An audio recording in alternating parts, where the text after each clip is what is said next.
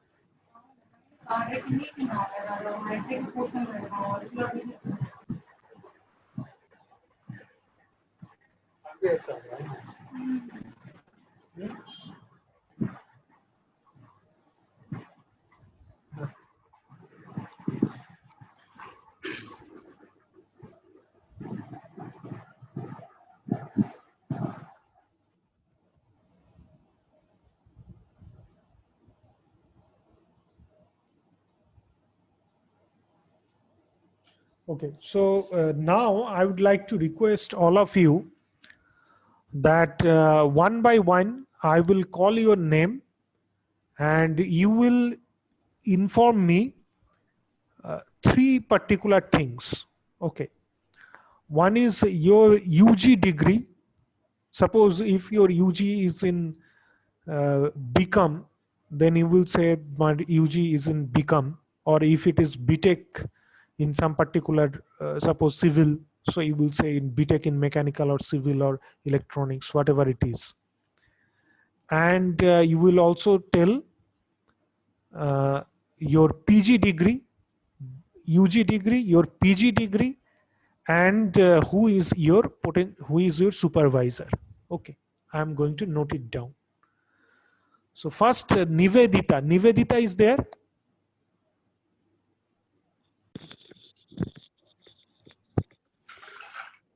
Nivedita.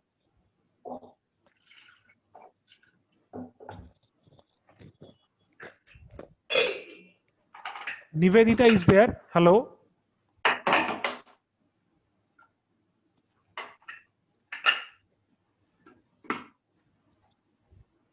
Hello. Nivedita is there.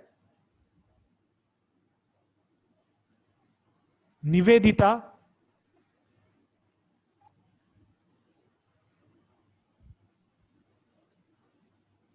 Okay. Okay. I'm no need. You can inform it in WhatsApp group. No problem. Okay. So let me first.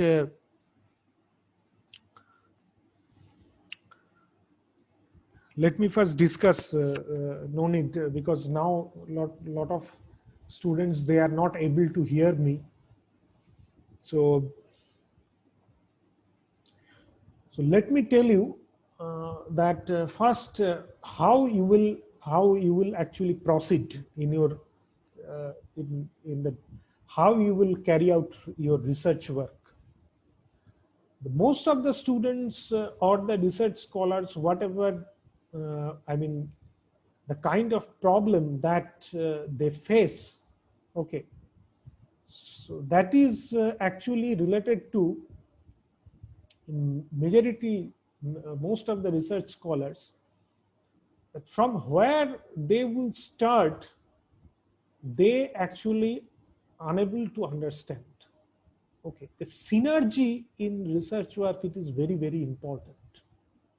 What is synergy? Synergy means that suppose you have decided that suppose you want to do your research on digital marketing. Okay, it may happen that you want to, or affiliate marketing, you need to, you are going to perform your research work on affiliate marketing, or say for example digital marketing. Okay, but the problem is that you will frame a, you will do some, you have suppose you have proposed a research framework, but the problem is that you will face that the tool that you will be using in that particular research work, you are unable to understand that particular tool, or you are unable to get that kind of software. It happens. Suppose for your research work, you would like to implement a genetic algorithm, or suppose DENFIS method, dynamic evolving neurofuzzy inference system, but you don't know how to use it, how to do the programming. So in that case, you will get into trouble. Okay. It may so happen that you know the tools, you know your research framework properly, but you cannot establish the requirement of your research work. That is another problem, because if your research, if you cannot identify the research gap properly, and unless you are able to justify your research question that this is an important area, but nobody has conducted research work on this particular area, you need to justify two things. The first justification, the first statement you need to provide that this is not carried out by any researcher earlier. And the second thing, you need to provide justification that why this is important for the society or for the industries, why you are doing this. You need to, or whether there is any relevance in terms of managerial implications. Okay, so you need to give those kinds of justifications. So sometimes it may happen that you know the tool, your research, you can do your research framework. Your research framework is well, but the requirement or the need of your research work, that you cannot explain. So that is also another problem. So what you need to do, you need to do research work in such a way so that it is relevant or pertinent, and you can execute also your research work. Sometimes you may deal with the problems related to the data collection. Okay, you may find that the data collection, you are not getting sufficient amount of data. So that kind of problem may also occur. Okay. Suppose if you choose, suppose you are going to collect the data of the workers who work in automobile industries, you will get, there is a lot of automobile industries, and you will get a lot of data for the automobile industries. But if you choose, suppose a technical textile industry, very few technical textile industries are there in India. So it is expected that you won't get too much data. Okay, you will get into trouble.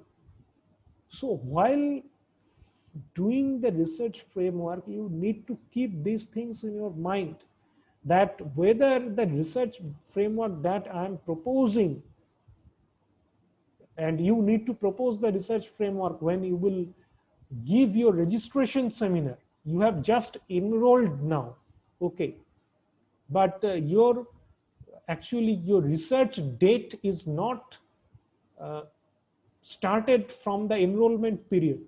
Your research date or research period is counted after the registration, after PhD registration. Okay, so PhD registration is very important thing. And in PhD registration, you need to propose your research framework, and it will be only valid, or the dean sir will be there, all the other faculty members will be there. So they will actually validate it, that whether the research framework that you have proposed, whether it is correct or not, whether how much it is fruitful or not, they will validate it. But at the end of the day, you need to carry out the research work. So while doing the research work, you must think that whether it is executable or not, whether I can get sufficient data, whether I can handle these tools and techniques or not, whether I require some special software or not, which is available to me or not. Okay, so a lot of these things you need to uh, keep in your mind. You need to remember these things. Okay, so as of now, the first thing that I would like to say all of you, that you first you need to choose your research area and also your research topic. Okay, this is the first thing, that you need to select your research area and also research topic. Okay. Many students, they they ask me that, sir, how can I choose my research area? My personal opinion is that research topic or research title is more relevant as compared to the research area. Okay, because your entire thesis will be based on your research title.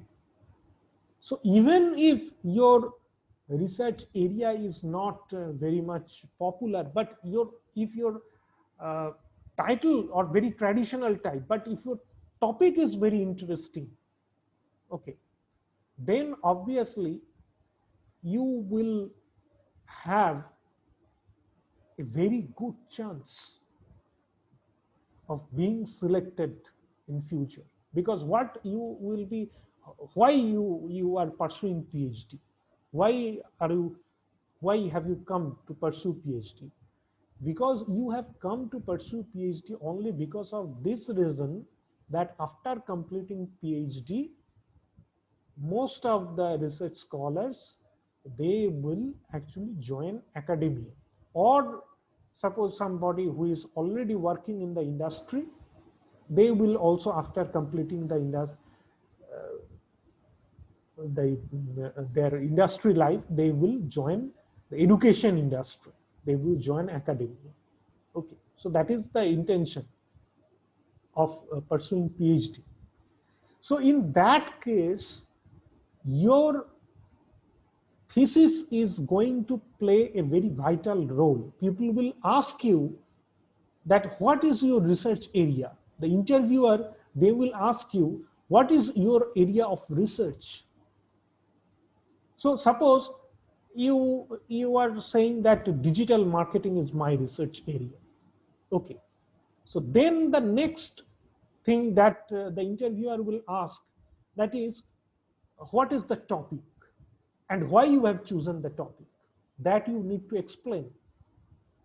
So that's why I am saying you that while you are doing, your title must be a meaningful one, and your title must emphasize your domain, and your title must be sustainable. That is very, very important. Suppose your title, since this is the age of corona, okay, you will see that a lot of researchers, they will focus on the area of, in the area of corona. Okay, I am not saying that you will not focus on the area of corona. Okay, you can focus on the area of corona or COVID. Okay, there is no problem. But suppose after 3 years or 4 years or 5 years, this period will be over. So after that, will there be any significance of this particular topic? That you also need to ask yourself. Okay. And I have seen that some researchers, they use their research title in such a way so that they can cover a lot of area, not more than two areas, but at least two area they cover.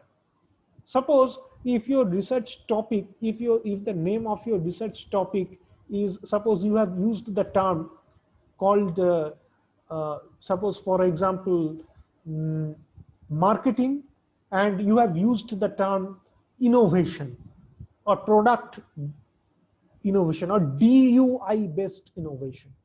Okay, so you can understand that if you use these two terminology, so people can understand that you have worked in the domain of marketing, and as well as you have worked in the domain of innovation. So after completing PhD, you can apply not only in MBA department, but also in some institutes where there is, suppose, some design oriented departments, or suppose, for example, mm, sustainability studies department. If you use the term sustainability, there also you can apply.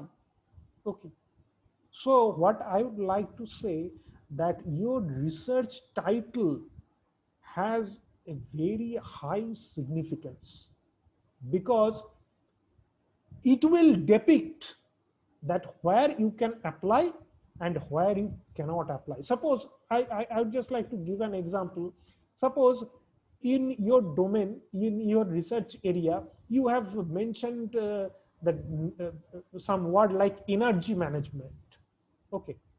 So if some university, they have the department of management, and if suppose in uh, uh, some universities I have seen that they focus on the area of energy.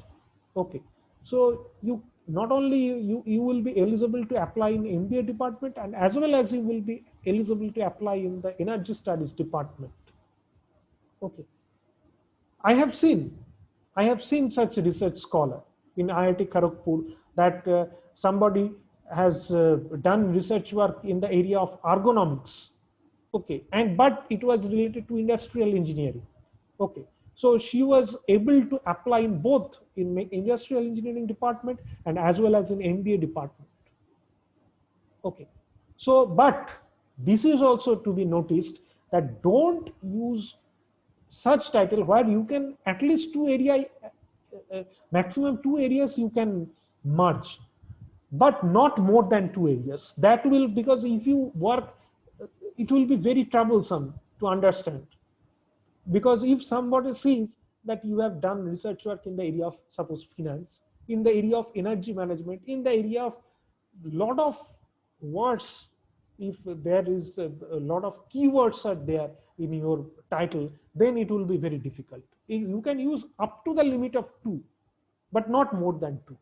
My suggestion is like that. Obviously it depends upon you, that how you will utilize my suggestion. But my personal suggestion is that whenever you make some title, try to use two buzzing keywords, but not more than two. Not one, but not more than two. Two is an optimum. Okay, so my suggestion I have given to you.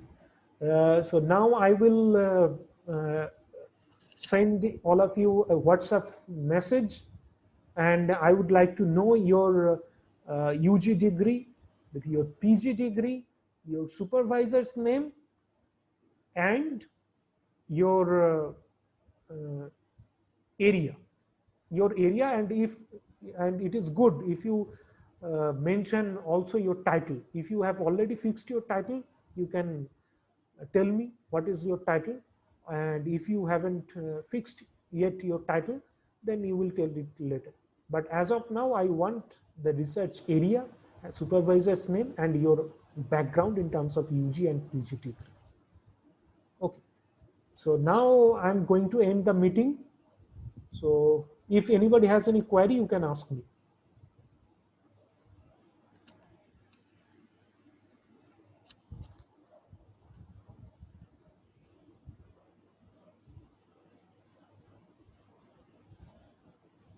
Sir, Anybody there has? is a Yes. internal component for this research methodology. Mm-hmm. So, what should be doing and all that? You Mm-hmm. have any Yes, this is idea? actually, Or yes, yes.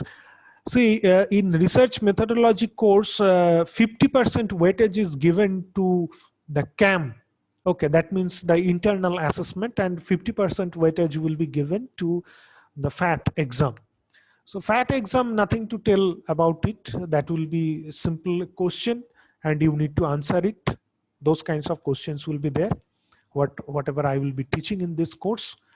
And regarding the this assignment, I mean regarding the CAM, that means internal assessment, I will give you, I will ask you to make a manuscript.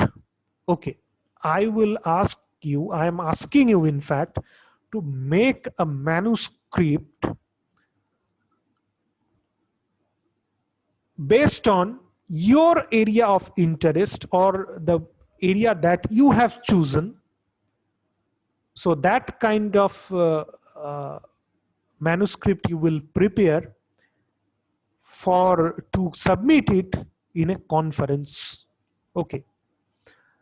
So I am not asking that in that particular paper your name will be there, your supervisor's name will be there, and if there is any research advisor, you can also use his or her name.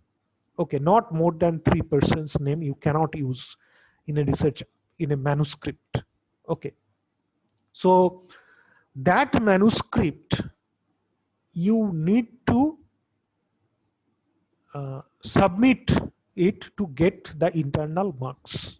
That will be the assignment. A complete manuscript you need to submit along with the references. If you can make it can be based on literature review, or it can be any kind of the innovative thing that also you can do. Okay, but it will be absolutely the way a paper is written, in the same way it will be also written. I am not asking you to make a paper, a journal paper. That is not required. You make a conference paper first. Okay, it is not actually paper, it is termed as manuscript. Okay, because when it will be accepted by some journal or by some conference, then it will be termed as paper, but roughly speaking we term it as paper. Okay, so that's why you need to make a complete manuscript for conference. The conference you can choose. Okay, you can choose depending upon or based on I mean whatever will be the suggestion of your uh, guide or supervisor. Based on that you will submit it to, even not in conference, you can submit it to some other journals. I have no problem. Whatever you wish you can do as per your supervisor's suggestions or as per your guide suggestion. Okay, so I have no objection over that. But for this particular course, for this particular course, you need to submit it as assignment. You will be submitting me the manuscript, and based on that manuscript I will provide you the marks. And please take it seriously, because 50% weightage is based on that, so you can understand that it will carry some good weightage. Okay, and if you are not very good in FAT exam, then also this will help you to pass in this course. And another very important thing that I would like to tell you, that most of you, and also in our time, the coursework, the marks that we got in our coursework, that was not very much important. Okay, we just required to pass the course, that's it. But nowadays the coursework is becoming, gradually it is becoming very important. And even in case of, if you want to apply in some reputed institutes, they are asking for the mark sheets of coursework.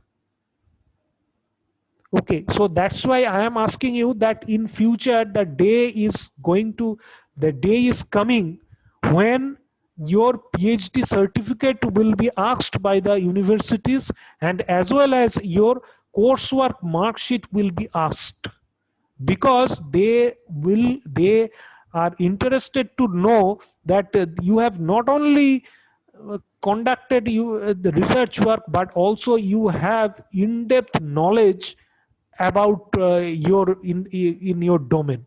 That also they would like to see. Okay, so that's why I'm telling you that please take the assignments very seriously. I will again, obviously I will mention it in the group. I will send you a message.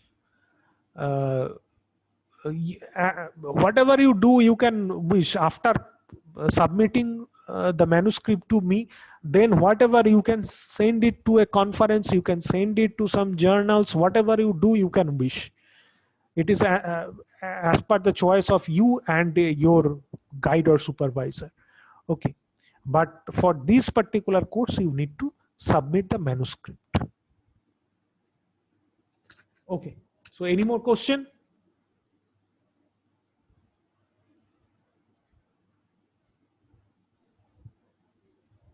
Good evening, sir. This is Uma here. Yes. Sir, you told me about the paper we have to submit. Is it empirical in nature or conceptual in nature? See, I'm saying that it can be anything. It can be based on literature review. Okay, suppose you have chosen some, suppose your area is supply chain management. Just wait 1 minute.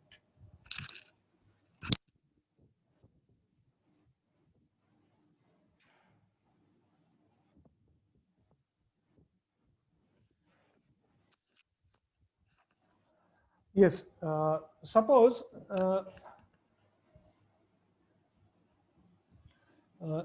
your area is environmentally conscious manufacturing, suppose, for example, or environmental management.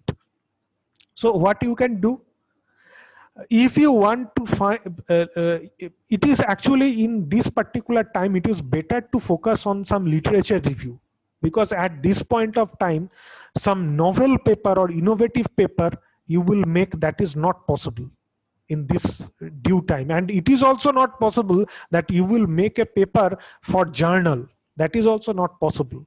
So I am asking you just to make a conference paper. A conference paper is very much possible. Within 1 month, a conference paper you can make. There is no problem. If you make some conference paper based on some literature review, that is very much possible. Suppose what kind of conference paper you can make, like for example, you are doing research work on suppose for example humanitarian supply chain area. Okay, so you can classify that what are the humanitarian supply chain tools and techniques, what are the areas. Okay, so that you can tell. Okay, suppose if you work in the area of environmentally conscious manufacturing, so there are different types of approaches you will see. Suppose for example there is sustainability approach, there is you will find some waste management approach, you will find some approaches which are related to intelligent manufacturing based approach. So a lot of different approaches you will find, and those approaches you can group into some other factors like manufacturing based operational practices. Some will be some non-manufacturing based operational practices. So in this way you can classify. Or alternatively, you can also use like some tools and techniques they have used. Suppose somebody has used AHP. which is a multi-criteria decision-making approach. Suppose somebody has used DMATL. Okay, so those are all multi-criteria decision modeling approaches. So you can use that the multi-criteria decision-making approaches they have used in this area, in this domain, they have used this particular methodology. Or suppose you can say that they have, suppose somebody has used different types of optimization techniques, suppose genetic algorithm or some optimization techniques. So you can write that these optimization techniques, based on optimization techniques, these are these things they are used. Suppose statistical techniques, somebody has used confirmatory factor analysis approach, somebody has used structural modeling, somebody has used exploratory factor analysis approach. So you can say that based on the statistical modeling approach, these kinds of techniques, tools and techniques have been implemented. So it will give you a win-win benefit. Why? Because literature review is compulsory. Literature review is compulsory for your research work. So your literature review part will be over. This is number one benefit. The second benefit is that for this particular course, you will get marks. And the third benefit is that if your paper is good enough, then you can also submit it in conference, some conference. So whenever you will submit your thesis, you need to write that how many papers you have published in journals, how many papers you have published in conferences, those you need to present. And as per the current norms, at least 2 conferences you need to attend to complete your PhD. This is mandatory. Okay. So that's why, as per the rules and regulations by Government of India, so that's why 2 conferences are actually required. So if you attend 2, so 1 conference will be there. If your paper is good enough, so that will be also done. So you will get a win-win-win benefit. Okay. So any more question? Yes, sir. Thank you. Anybody else?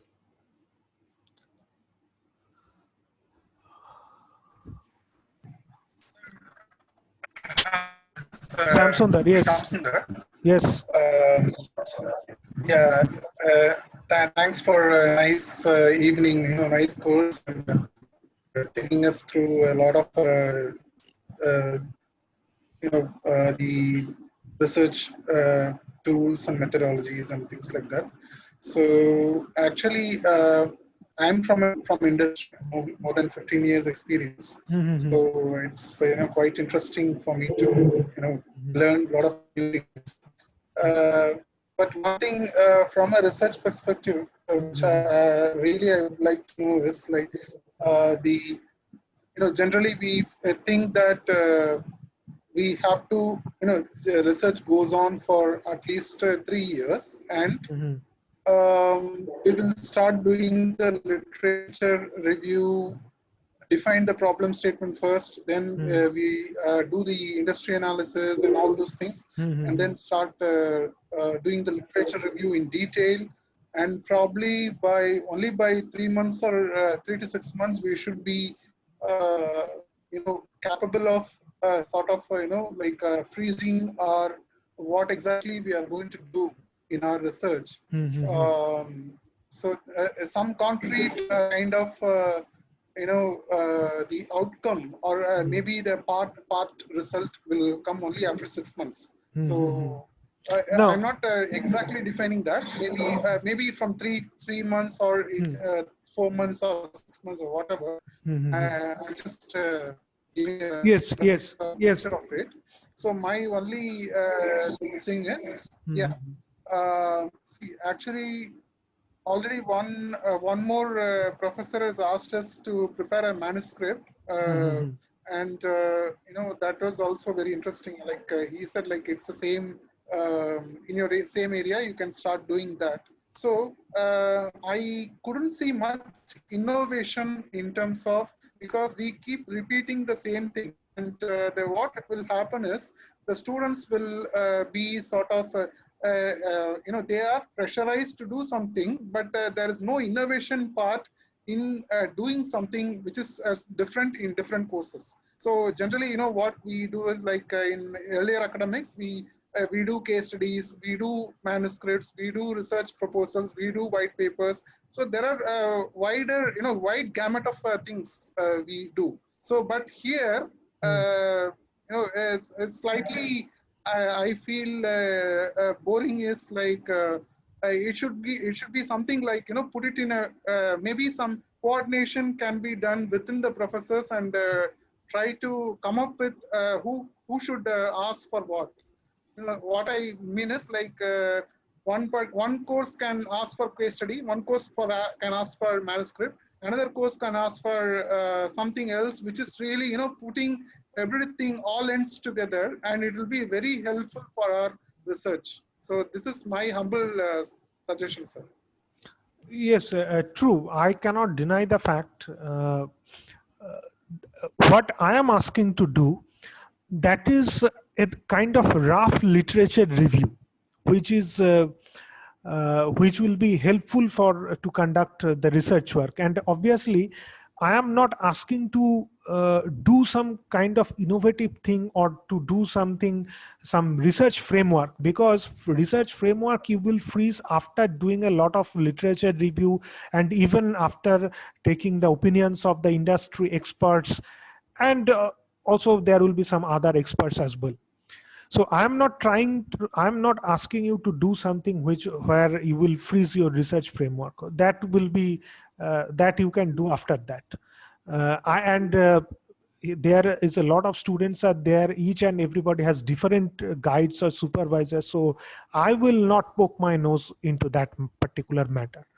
So what I would like to say, that you do a rough literature review. Rough literature review, it can be just based on some research articles. If you go through some research articles, or suppose if you go for 20 or 30 research papers, then you can obviously come out with some literature review that is possible.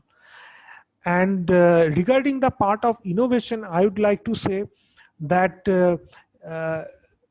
yes, it is actually based on the teamwork. Okay, sometimes some professors, they want very innovative type of research works. I have seen that in IIT Kharagpur there was a Professor M.K. Tiwari, who wants very innovative type of research work, and there also he has a lot of industry oriented collaborations was there.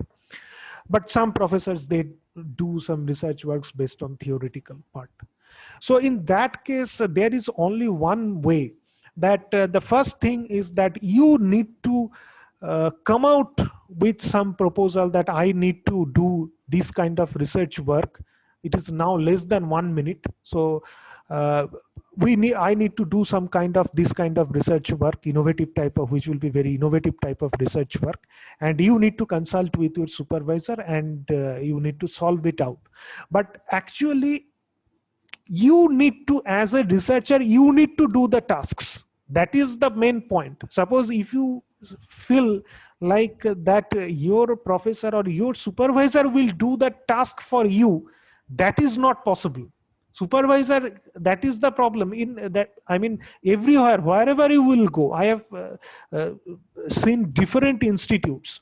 So it's not like that you will select your area, you will select your topic, and you will have to conduct the research work. Sorry to interrupt, sir. Yes. My question is, I think I have not communicated it